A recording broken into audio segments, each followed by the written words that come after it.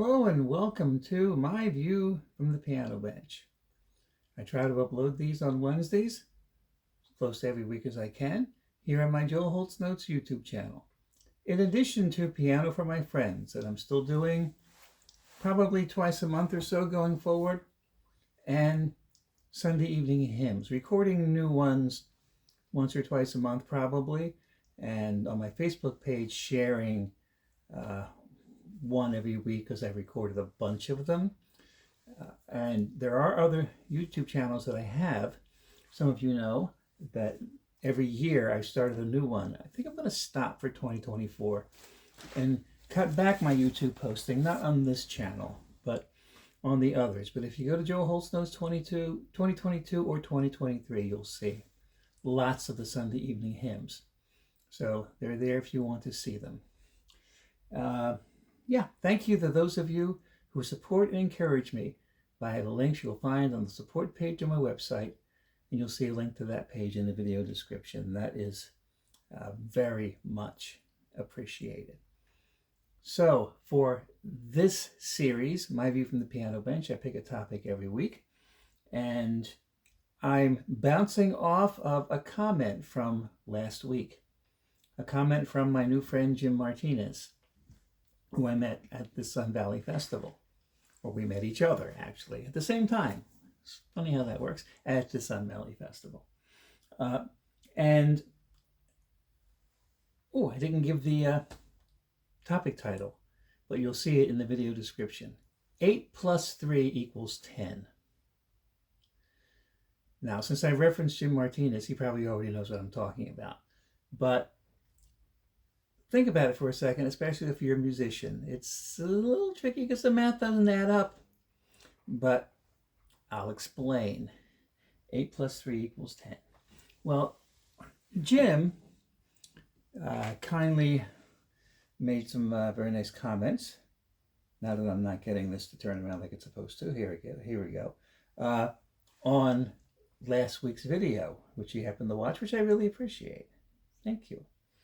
And he says, in addition to other things, I do play Let It Snow with stride too. My left hand doesn't love the tenths though, cause I ain't Fats Waller. Well, I ain't no one that's no Fats Waller. That's for sure. Except Fats Waller. So there's a bunch of angles for me to talk about, because when I bring up a topic, at least at this point in the evolution of this series, there's right now in my mind 6 places I can go, and I want to go to all of them, but I can't go to all of them at once, so I have to pick. So let's talk about, I guess, the idea of stride piano first. And that's something that I've talked about before in this series, because that's kind of how I came into jazz. I came into jazz old school, listening to old players, and didn't really try to get any education on jazz until many years after I was doing it on my own, and then you couldn't undo it. And then I've come to learn that, my approach to jazz is more intuitive, informed by knowing things, but not an intellectual or academic approach to jazz. And jazz never was intellectual and academic until bebop came along. And then it started to become that. And I almost said the word formulaic. And, the good players want to avoid being formulaic, but there are nonetheless formulas or procedures or theoretical concepts behind it all. But I was listening to two pianists incessantly, actually Teddy Wilson incessantly at first, and then Fats Waller came in. And then when I started listening to Fats Waller, in contrast to Teddy Wilson, who wasn't really a pure stride player, Fats Waller was. Now, when you talk about stride piano,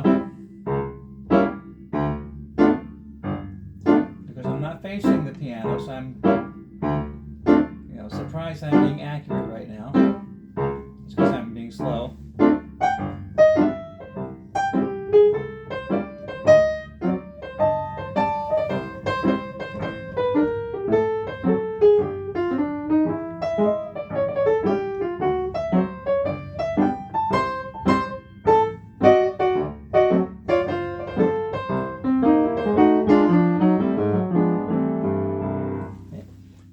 go. The left hand strides back and forth. Let's swing a little ragtime so it feels the same.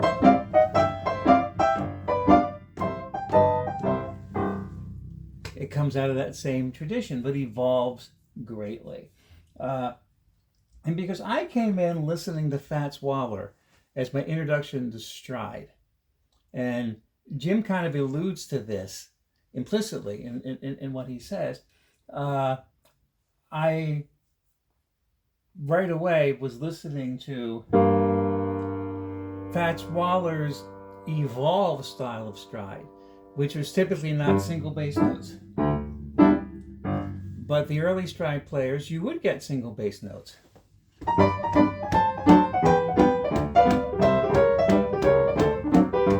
James P. Johnson, like the father of stride piano, many people, Thelonious Monk's idol, right? Right? And it's all single notes. I wasn't listening to James P., which is why I wouldn't call myself a pure stride player. Although I billed myself as that when I was a teenager, because what did I know? But there's such a history to stride, and I'm still trying to get a clean version of Carolina's Shout in my own voice that I'm happy with, and someday I'll actually play it for people, but it hasn't happened yet. But I'm listening to Fats Waller, and in the recordings, because I wasn't reading transcriptions, I never read never ever read a stride transcription until like recent years. I got a book of Fats Waller transcriptions, and well, that's not true, because I did buy, like in the 90s, the book that had the Carolina Shout transcription, but never saw Fats transcriptions. Reading is not really my path. I'm capable of reading, but it's it's not my strongest suit. And not learning them by transcriptions, I was only listening. And I could tell right away something was going on. And that thing was the idea of the 10th. Now, nobody likes the 10ths. And, until you live with them. The advantage I gave myself in the 10ths, and keep my hands are not big. My hands are smaller than most. I can barely reach a 10th, and depending on what it is. Like this one here, in E. Yeah, I wrap around it, and one note kind of sort of goes down. It's not supposed to. It doesn't go down all the way so you don't hear it, but I can't lean into it. But what I did, and then so some of you know this, but it was in high school, and I was confronted with, if I want to do this stride thing and I want to play fast ball, I got to play tenths. So I did this stretching with my left hand, and I would put it on the desk in geometry. No, every class really, but I remember specifically Geometry 3. Oh my gosh.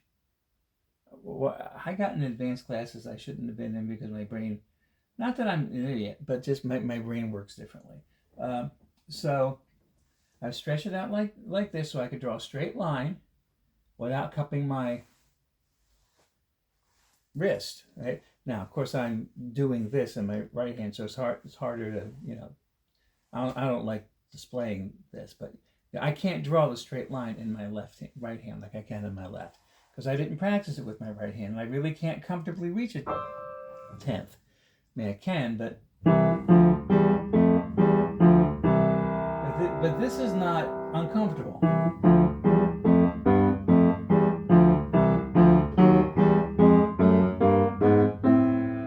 And then I learned that actually he often put another note inside, like the 5th or the 7th.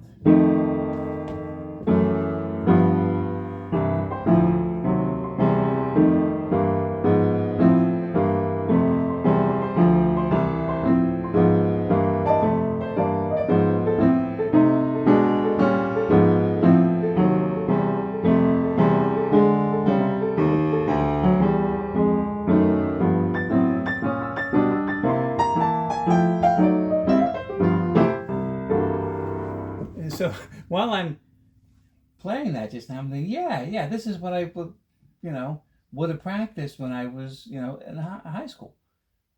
But did I? And I just did a lot of playing. I don't practice patterns like this. So I'm doing this and like, I wonder hey, does this work? Look at that. But it's not a formula that I necessarily like practice to, although it is formulaic. But anyway.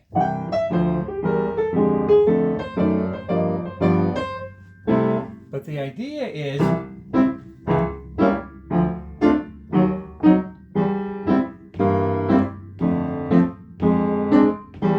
so probably one formational difference between Jim and I was that and I don't know Jim well, but I know there's a big classical background with him, and he has all that legit stuff going on that's all outside my frayed edges. And I doubt that he came up, as a teenager, obsessively listening to Fats Waller and little else. Right? So the idea of the 10th is just something that I made my obsession in high school to be able to get to, even though really my hand doesn't do it. And I can get jealous of people, well, I mean, it could be, of bigger hands. Not just because of the reach of the 10th, but because it's, virtuosic technique comes easier. Yeah, and I don't have that. So I try to rely on other strengths. So I'm calling that a 10th. Yeah.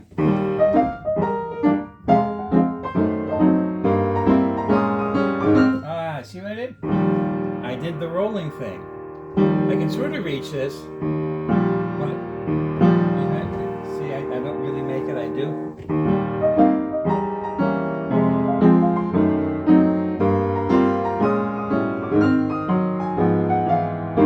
Now the other thing is I'm using all this as a vehicle for moving leading tones around. And, for me, it's not so much the chord, it's the melodic movement within the chord.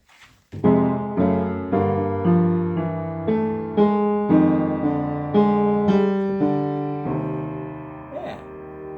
And that's more what I'm going for than using this as a bass note. Now, then my hand's saying, don't stretch me so much, give me a break. All right, fine. So I'm talking about a 10th, and I'm talking about what we call an interval. And the interval is a measure of the distance between two notes. And in playing by ear, and I would say, jazz, yes, but jazz can be for any particular player as much math as it is listening. And you want it to be listening, or I do. So you catalog 2, 3, 4, 5, 6, 7, 8 against the 1. So if we're in the scale of C, 2, 3, and I'm not sure that the camera takes this on second, third, fourth, fifth, sixth, seventh, eighth, and then we alter. A second is a half step lower, a second is a half step higher, or a third is a half step lower, or a third is a half step higher, or a fourth is a half step higher, or a fifth is a half step lower. We have names for them all, and all of that. So it's a mathematically tight ship system, but it has to do with degrees of the scale. 1, 2, 3, 4, 5, 6, 7, 8. Now there are only 7 notes in a scale, because the 8 is the repeat of the first one. So there's only 7 notes. And now chords are derived from notes of the scale. And then we give a number, like C6. 1, 3, 5 is your baseline 6. But what about like 9, 11, or 13? What are they doing there? And they are considered what we call chord extensions. We build up the chord, this or this as our 7th, depending. And a lot of times we alter the 11th, right? And because we already use 1, 3, 5, 7, and we're going every other note, 9, 11, 13. Right? So we're counting the scale over 2 octaves. And not all of that is necessary in how we label chords, but a lot of that is. And you have to sort of get used to 13 means 6. It's just that 13 is arrived at from a different path as far as labeling it. You know, you have that all over the place with other notes, and like, you know, why would this be F flat when you could call it E? Well, sometimes for the mathematical precision of things, that's what you want. You want it to be F flat. You want this to be E sharp. So sometimes our mathematical precision makes things look more complicated than they need to be, or maybe they have to be.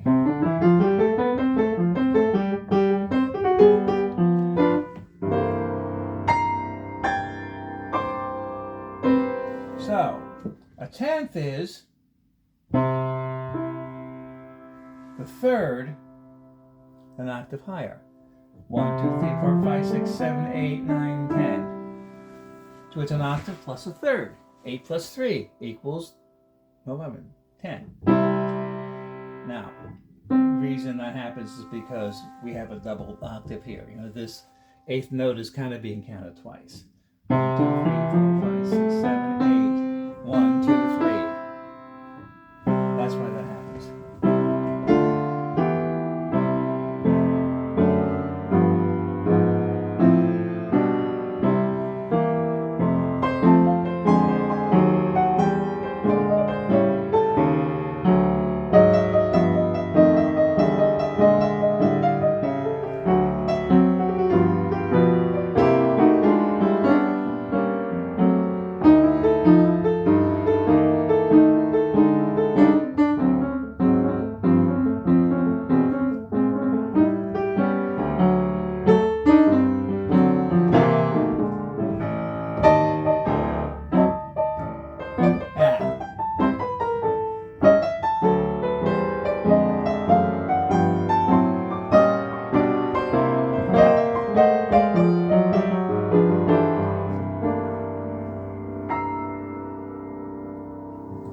And so you have the stride piano being the true self-accompanying form of jazz. And for me, all the other, like Dave McKenna-esque solo kind of playing,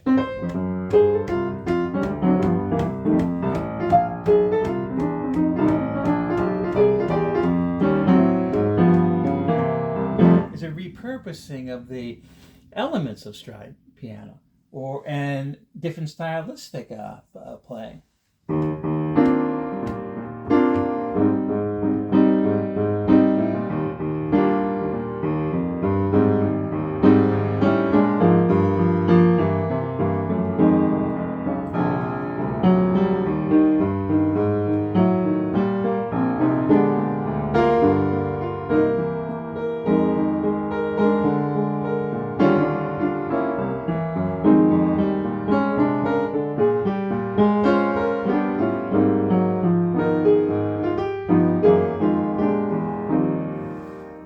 That wasn't a tune per se. My fingers were just going places. But that could be broken down and analyzed. I remember once, and I wound up not doing it, but I was invited to come and give a lecture at a college to jazz piano students about stride. And what I was told is make sure I have, you know, all these written examples and handouts I can do and everything. And I think the thought of that, organizing it that way, just like made me run and hide in the closet. But I would have to really sit and break down, like watch what I played, try to transcribe it, and break down like the thoughts of it. Because at this stage in the process, you know, doing this all my life, I'm just utilizing this to create movement, utilizing the idea of covering all the bases. Because stride piano, now I'm using octaves, which typically wouldn't do, but ragtime does.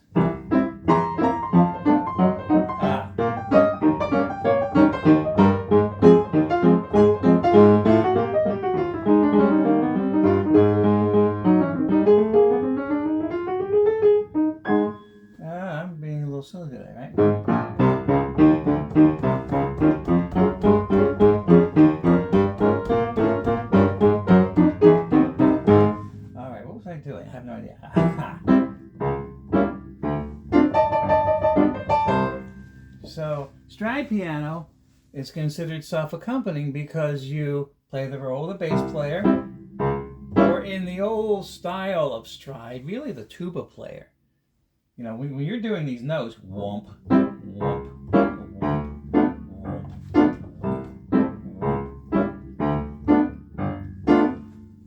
which is another thing. And I keep saying, now you may have heard me talk about this because I've been doing this for years, so I'm always, always referencing things that I've said before, but in different contexts. Articulation, the idea of how the note sounds when it's played. How it's attacked, whether it's long, short, legato, staccato, all of that is a matter of context and super important. So let's talk about just the idea of bass notes.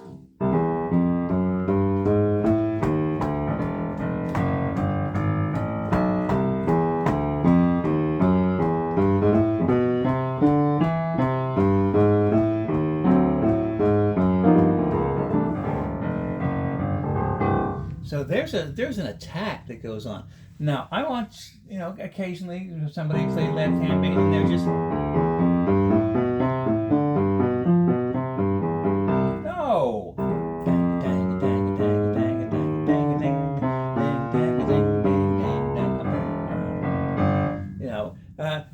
You want it to be that thing, and when I do the left hand bass thing on the keyboard, and I have the Fender thing set up, that I enjoy articulating it in such a way that it feels like it's being played, and then people are like, where's the bass player? Where we go?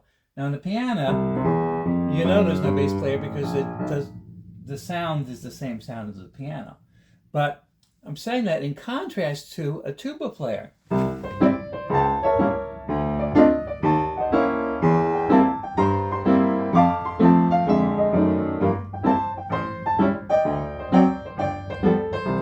Sometimes I will make it short, but internally, when I feel,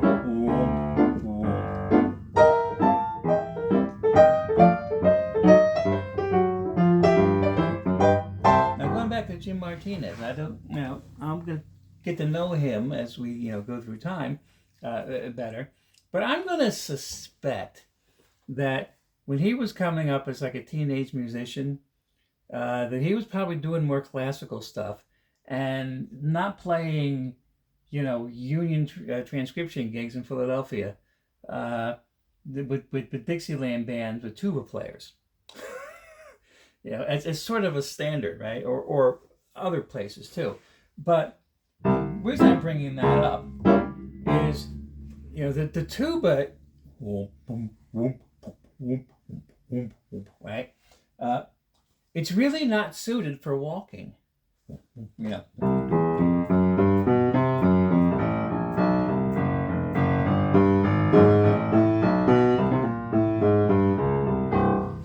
It's not suited to play 4 beats a measure.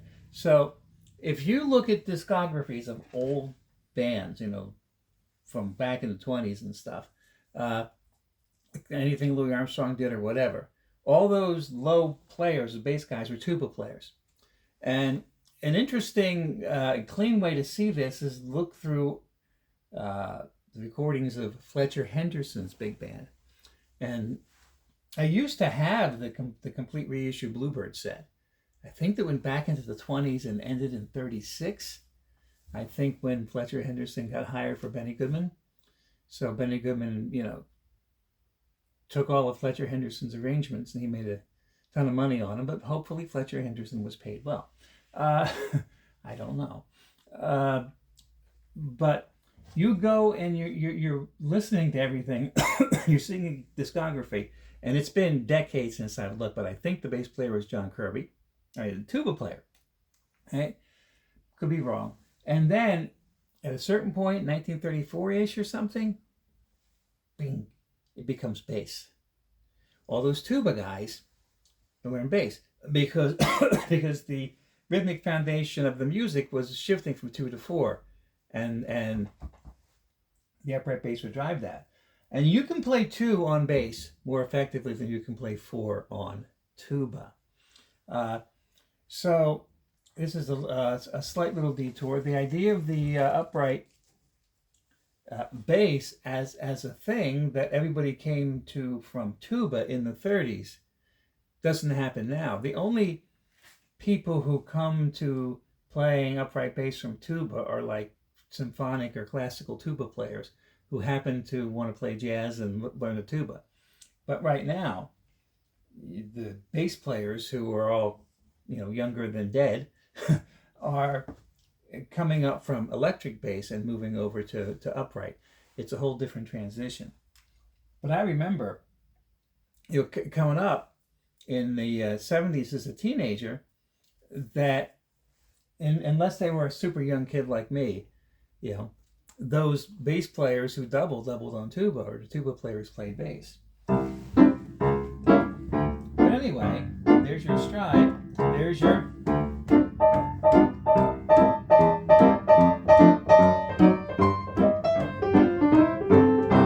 And then your tenth. Now, technically,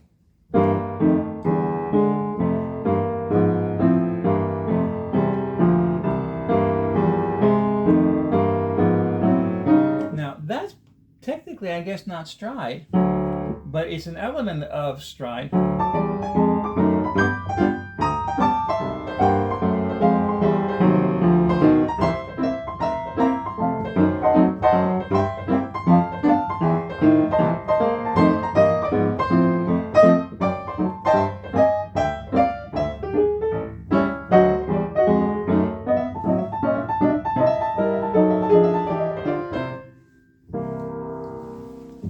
But I'll tend to want to go into just like an Earl Garner-esque, but open.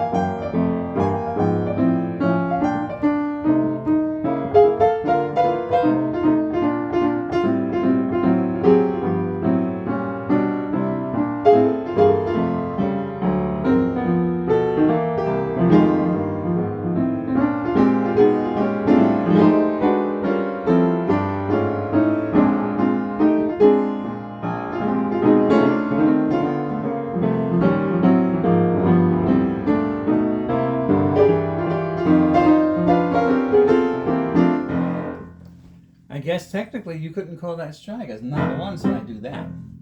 Okay? But I played a lot of tenths, which you could play as thirds, because 3 plus 8 equals 10. Wait. So I played a lot of tenths, which you can play as thirds, but you want to hear that low bass note.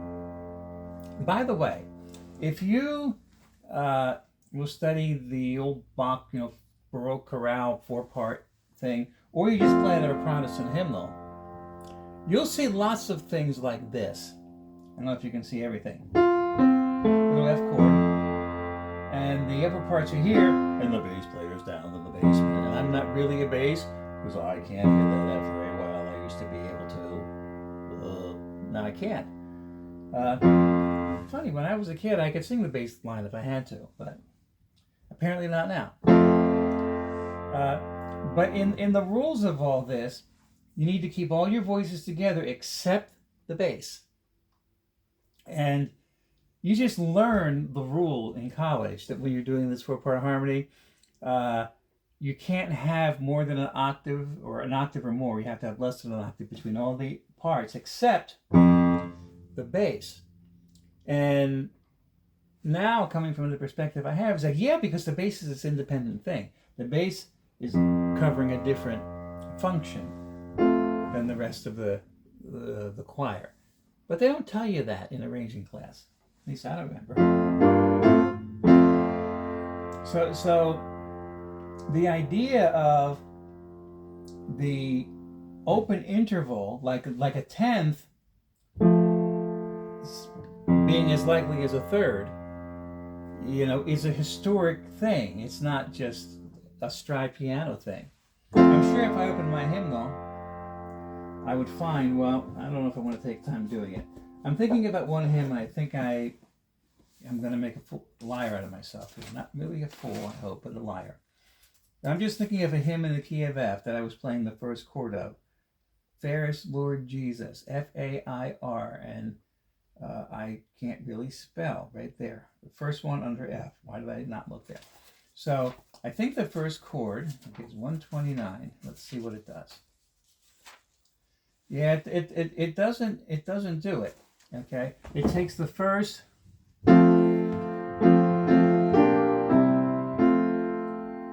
and there'd be compositional reasons why you wouldn't want to go down there for the first note, but you're just as likely in some circumstances to see this than to see this, and this sounds nicer because you have a low bass note. Now I'm looking over here at this hymn. So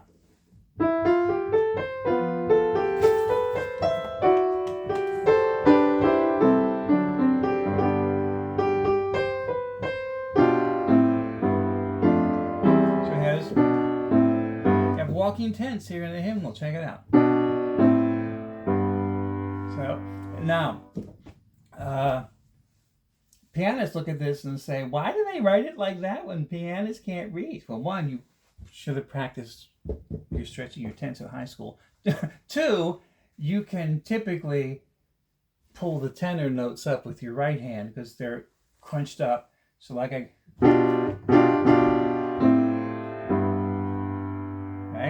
I could do that. Or I could just recognize that this isn't written for piano or organ, it's written for voices. But I could just do that. But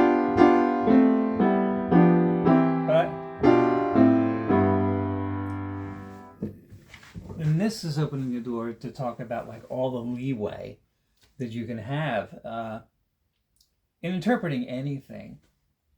I remember my organ teacher in college and learned a lot from him in terms of not necessarily going exactly by the book.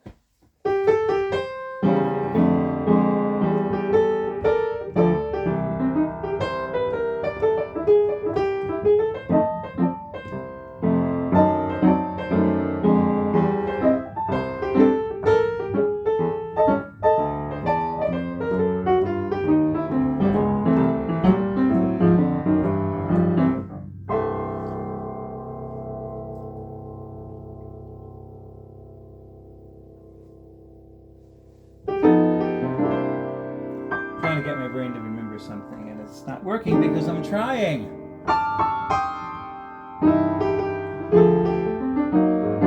There it is. See if I can keep it in my brain. Now, this is going to be tangentially related to the idea of 10th intervals. Just talking about the interval classification system in general now.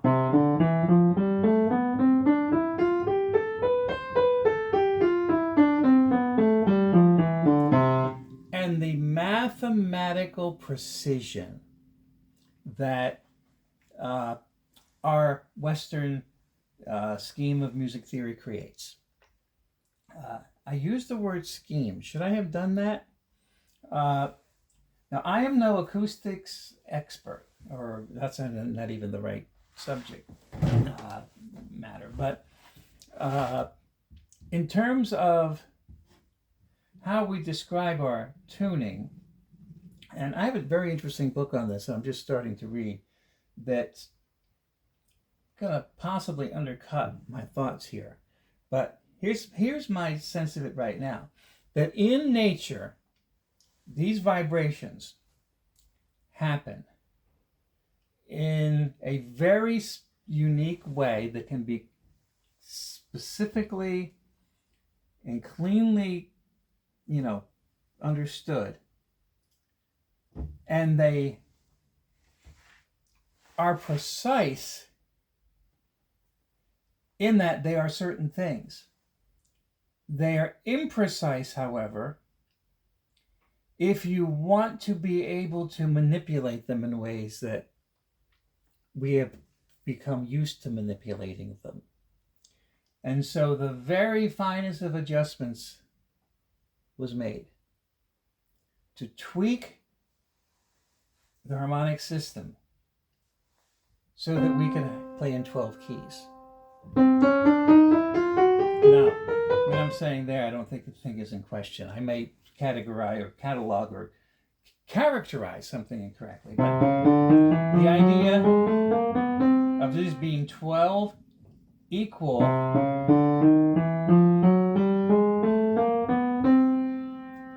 distances in these 12 half steps to divide the octave. Yeah, right. Is not exactly true.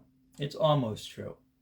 So what that means is before equal temperament was accepted, and Bach was like the big proponent who got it all solidified and wrote the Well-Tempered Clavier and wrote pieces in every major and minor key.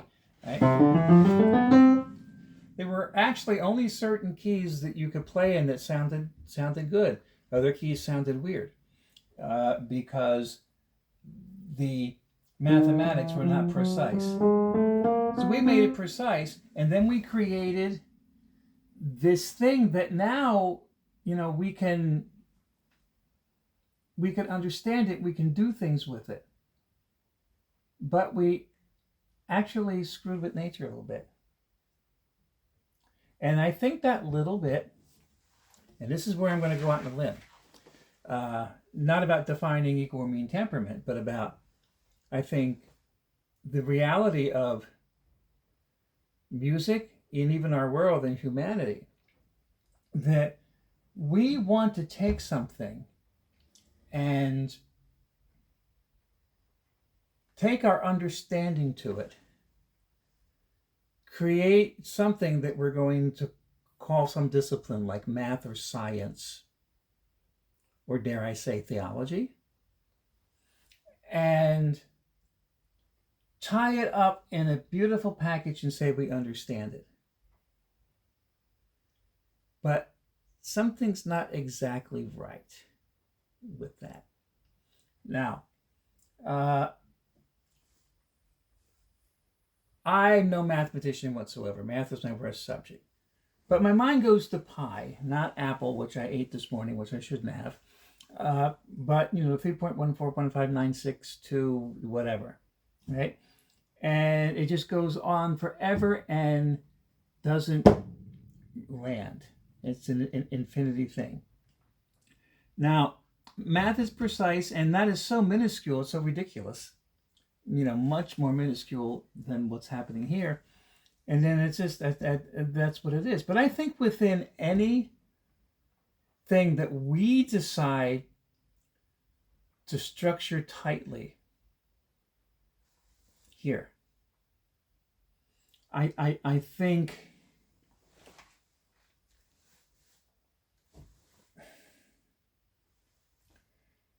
helps us lose something of a larger connection. Now, I'm not talking about math now because I don't understand math. I just mentioned pi because I thought of it, because I had pie this morning. But you go to the idea of the music theory. So a friend who also watches this, and I should look up his comment real quick, and this would be Len, and I have not responded to his messenger comment yet because he really opened up a big subject, and I needed the time to respond. So maybe what I'll do is I'll just say, hey, watch this video. Here it is. And he said, and this was true in the era that he is drawn to, and he, his life leads him to connect to that. Mine doesn't. He said, I think jazz cannot be taught, but it can be learned. Well, tell that to all the jazz academics out there who, for whom jazz is this academic acquisition. And what he's talking about is the idea of what jazz was before bebop, and it's an improvisational approach to playing tunes,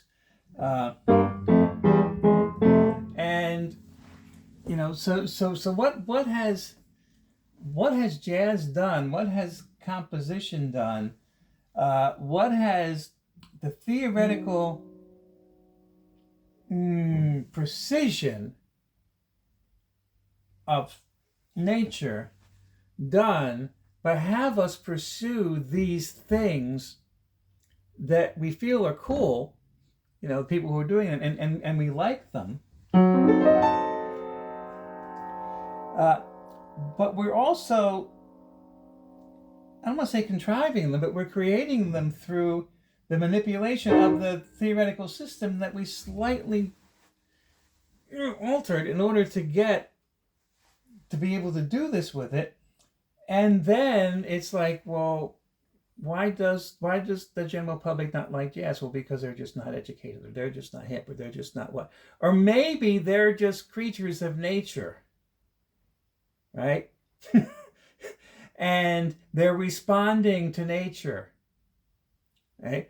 And I think a lot of people, and to a degree myself included, would say I really appreciate the mastery of like the modern super contemporary jazz masters who play out or do whatever they do, but it doesn't speak to me. But when you are in sync with not what you've contrived up here, but what you're in connection with nature itself, that speaks to everybody. And I think there's an element of that, and I did kind of want to bounce off onto this a little bit. There's an element of that gets us into trouble. And lately I've been listening a lot. I've been on an Earl Garner kick. Now, I was on a Bill Evans kick for a while, a few years ago. Not a kick so much, because I wasn't listening for the same reasons. I was listening because of the intrigue and because of to hear what's happening.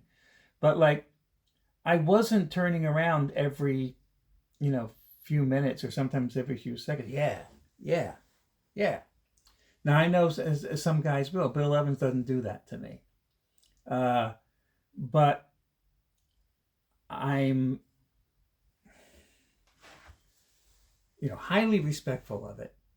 And, desire to incorporate, some of those things and understand them. Bill Evans was the reason I pursued jazz education in the first place. Because it's like, I don't entirely get this. But, if I get my little YouTube music, which is my version of Spotify, and, just play Earl Garner or like Oscar Peterson, oh my goodness. And Earl Garner and Oscar Peterson, are not universally applauded by jazz, critics. Although there's a quote from Chick Corea later in his life, basically saying, when Earl Garner showed up, I really didn't pay it any mind because I didn't think there was anything I could learn from it. And then without really saying what, and it was the end of his life, and now I can see that differently. Because he was locked into, and I'm speaking for him, but sorry, that, in a sense, intellectual pursuit of jazz. Now, I'm going to take a leap here, and I don't usually do this. I'm going to give it a shot, and I may fall on my face or be ridiculous, but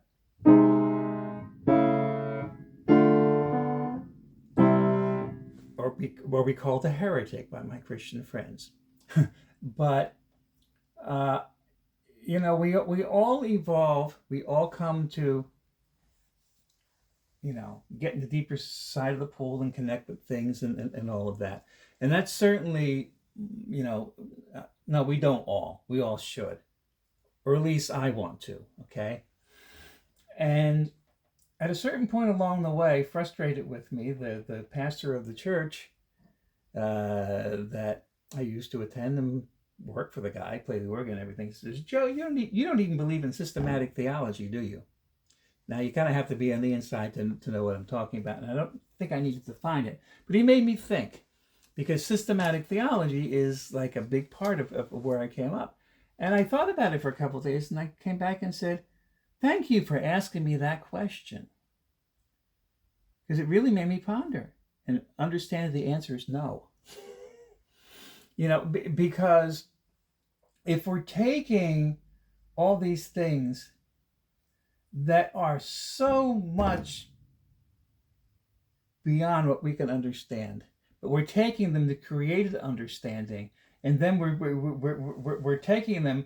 I'm looking at it as the same thing as equal temperament in a way. And I think we just need to acknowledge, in general, that all these academic disciplines are to be highly respected and learned from and studied, and then forgotten about in a way. Once we develop this and we trust, and any one of these disciplines, you have people that come and say, well, no, you have to double check it with this. If you keep double checking it with this, you keep, at some point you have to surrender to that it's bigger than what's in your head. Your head can't hold it all, right? But you can connect your head to it. And I think that would be an explanation of what I'm trying to do as a musician. 3 plus 8 = 10 doesn't add up. There it is, right? Actually, it does add up. Just adds up differently. But in recent, I say recent, in the last year especially, but even just in the last month, or even in the last week, or even day to day, it's like being aware of first being internally situated so that you can hear from here, not hear from your brain.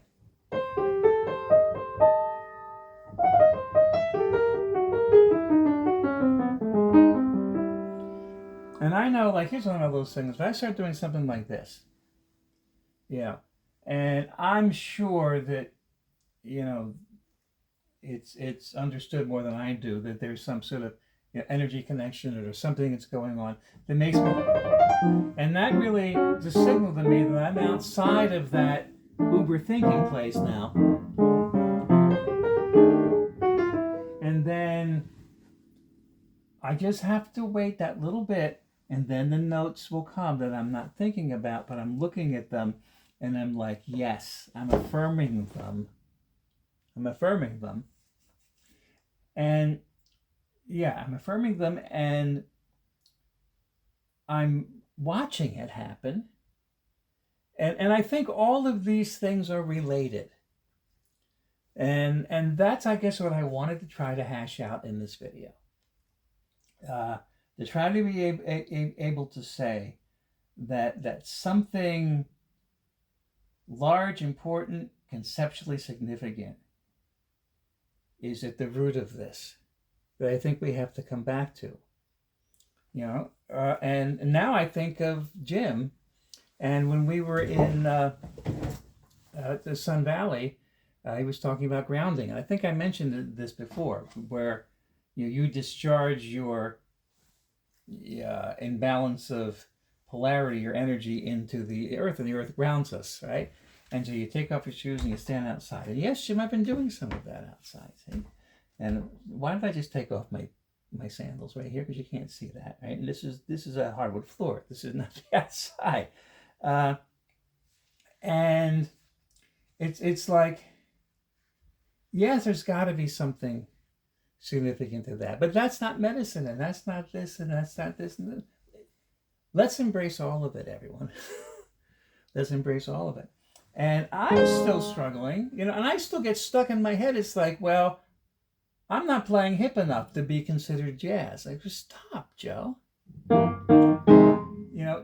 it's like, just in the last week, I've really been thinking, Oscar Peterson, Earl Garner. Let's just take those two. Now, and Keith Jarrett in another way, especially later in his career when he had his Standards Trio.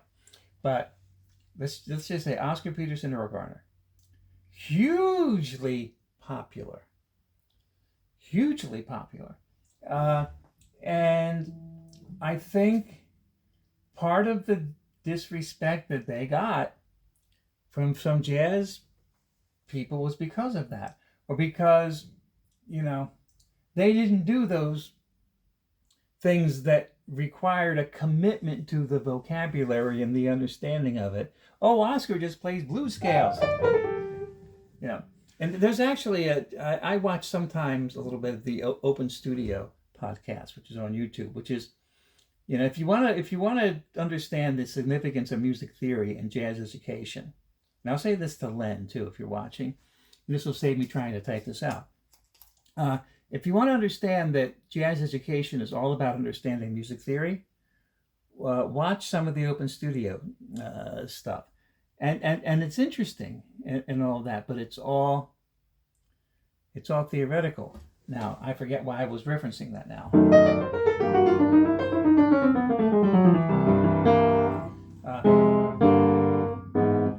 Because Peter Martin and Adam Manis both correctly rebuffed the people who criticize Oscar Peterson because, he only runs up and down blues scales. And they had a transcription of an Oscar thing, and they were looking at it. The Brotherhood of Man is one that Clark Terry's on. Yeah, it's very blues oriented, you know, but it's not just that whatsoever.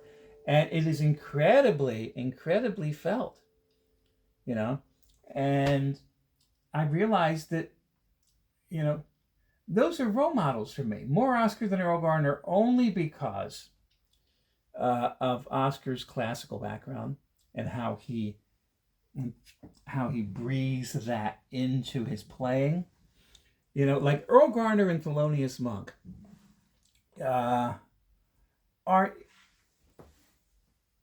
very similar in the aspect of, you know, unschooled or purposefully, I think to some extent in Monk's case, anti-European approach to playing. I don't think that Earl Garner was anti-European, but, you know, he didn't have the technique that would really make a piano sing. You know, in fact, sometimes the percussive thing can be a little annoying. You know, and Monk, oh my goodness, you know, he makes a piano sound worse than any pianist ever, and it's kind of perfect. And you know, and I sort of have to get past my intellectual conclusions to appreciate, especially Earl Garner. You know, and it's like, because it's like, as long as I get past he's not approaching technically the piano the way I would want to approach, and then as soon as I let go of that, it's like, oh my goodness, I could listen to this all day. But they connected with people, not because they dumbed down anything, not because they were lesser musicians, but they weren't doing this. And I'm realizing too, and it's going to take me a while to figure out how to talk about this here if I ever do, that I've really held myself back with some of that thinking all my life, but especially younger, where it's like, but it's not, and I didn't, and it isn't, and it's not really, but, and then, yeah, I got to judge this because of that. No. Just play my, you know, my stride, my tense.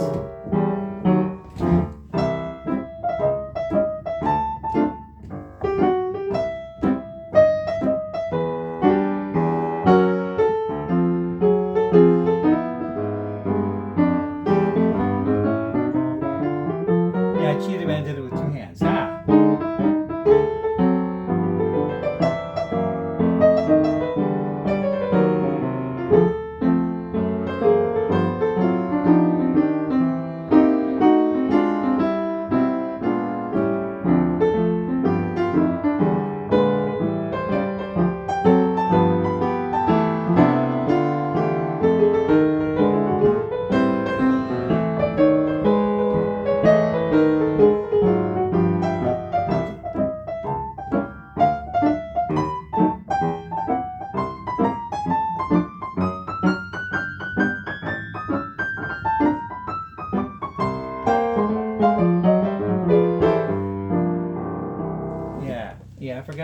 playing Stars Fall in Alabama and almost started playing Making Whoopee. No, not Making Whoopee.